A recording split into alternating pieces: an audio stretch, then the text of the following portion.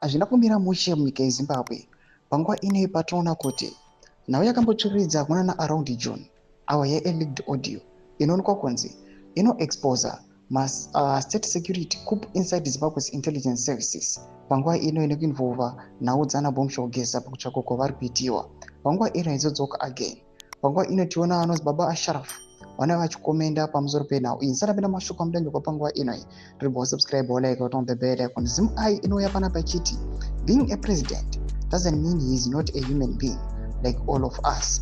Baba Ashraf anoposta post yemusi wa15 June yamakona ZVAITWA inobudanyuka achidzi breaking news nango walava leak exposes state security coup inside Zimbabwe's intelligence services.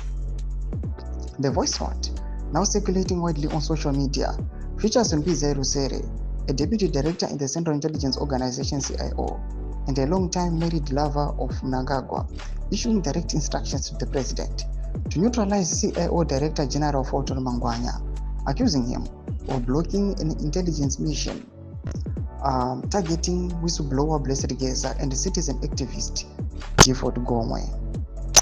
It is alleged Rusere is behind the abduction of Gomwe's mother in courts. Hi. So I know you're probably busy right now, but just wanted to let you know that Fortune is really being a problem. Can you please deal with him? He's trying to block issue Geza.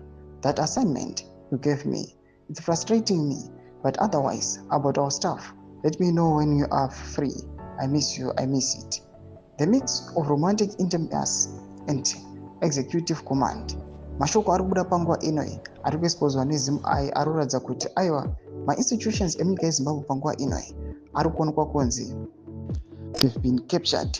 The worst part of it kuchionekwa the intelligence panguva inoi kuchionekwa kunzi kunewo nevamwe vanhu vakaita sana Rusere vanyatsokuzivikanwa kuti they are not in proper structures, but anoonekwa aiwa achitoplota even the director general of the CIO. Inhau panguva ino iri kuonekwa kunzi tinosangana nenhau yana bombshogeza nekutsvaka kwavari kuita vari kuonekwa kunzi these guys they are blocking aiwa the regime's 2030 plan.